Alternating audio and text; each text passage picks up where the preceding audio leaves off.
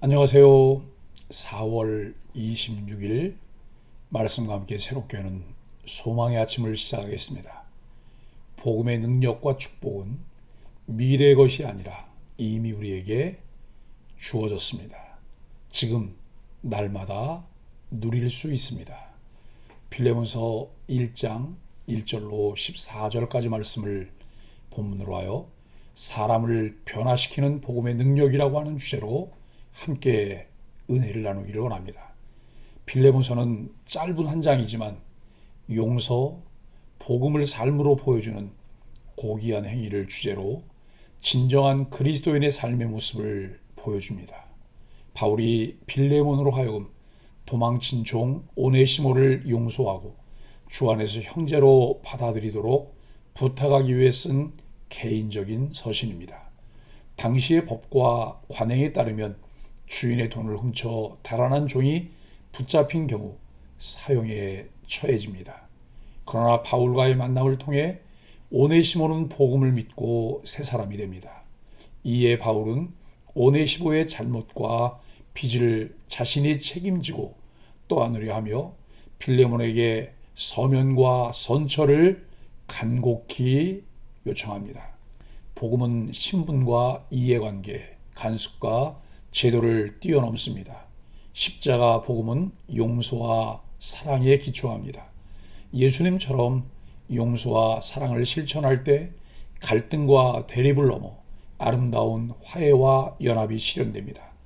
예수님은 복음을 통해 참 회개하는 자에게 소망을 주십니다. 빌레몬서는 사도 바울의 편지들 가운데 가장 짧은 서신입니다. 사도 바울은 특별한 목적으로 이 편지를 기록했습니다. 오네시모와 빌레몬이라는 두 인물의 갈등과 문제를 복음 안에서 해결하고자 합니다. 그 갈등은 두 사람이 모두 복음 안에서 순종이라는 자기 부인을 통해 해결될 수 있었습니다. 1절로 3절은 정체성을 재확인합니다. 바울은 먼저 인사를 전하고 있습니다. 그런데 인사 속에 나타난 인물들의 그리스도 예수를 위해 갇힌 자, 형제, 우리들의 사랑을 받은 자여 동역자, 자매, 우리와 함께 병사된 내 집에 있는 등의 수식을 붙이고 있습니다. 이 설명에서 편지를 보내는 사람과 받는 사람들의 정체성이 분명하게 드러납니다. 그리스도 예수를 위하여 감옥에 갇힌 자는 바울 자신입니다. 디모데는 그리스도 안에서 형제된 자입니다. 빌레몬은 교회에서 사랑받는 지체이며 아비아는 그리스도 안에서 자매된 지체입니다. 아키포는 오직 복음을 위해 싸우는 자입니다. 빌레몬의 집은 교회로 불립니다. 바울이 이처럼 지체들과 교회의 정체성을 서술한 이유는 오네시모라는 한 인물에 대한 심각한 문제를 두고 우선 자신들의 정체성을 재확인하는 과정이 중요했기 때문입니다. 우리는 문제 앞에서 자신이 누구인지를 되새겨야 합니다. 예수 그리스도 안에서 우리가 누구인지를 정확하게 안다면 답이 분명해지기 때문입니다. 우리가 그리스도의 몸된 교회의 지체들임을 자각한다면 하나님의 뜻을 분별할 수 있습니다. 4절로 7절은 믿음과 사랑을 말씀합니다. 바울은 빌레몬으로 인해 자신이 누리는 기쁨과 감사를 전하고 있습니다. 빌레몬의 사랑과 믿음으로 바울은 하나님께 감사하고 빌레몬을 위해 기도하게 되었습니다. 빌레몬이 보여준 사랑과 믿음은 주 예수님과 모든 성도를 향한 것이었습니다. 바울은 그리스도인의 교제에서 이 같은 믿음과 사랑이 나타나야 한다는 교훈을 다른 서신에서도 여러 차례 언급합니다. 믿음과 사랑은 분리해 생각할 수 없습니다. 성도가 누리는 사랑의 교제는 믿음 안에서 이루어지기에 예수님께 더욱 나아가게 합니다. 8절로 14절은 오네시모를 위한 요청입니다. 바울은 이제 본격적으로 이 편지를 쓰는 이유를 밝힙니다. 그는 빌레몬이 믿음 안에 있었기에 그에게 사도의 권위로 명령할 수도 있지만 그렇게 하지 않고 사랑하는 마음으로 정중하게 부탁합니다. 감옥에 갇힌 상태에서 만난 오네시모라는 사람에 대한 부탁이었습니다. 바울은 오네시모를 아들이라고 표현합니다. 오네시모는 바울을 만나기 전에 빌레몬의 종이었는데 무익한 자라고 표현되고 있습니다. 이 표현을 통해 그가 주인에게서 도망친 종임을 유추할 수 있습니다. 즉 빌레몬에게 큰 잘못을 저지른 자입니다. 그러나 이제 그는 복음 안에서 바울에게 그리고 빌레몬에게 유익을 주는 사람이 되었습니다.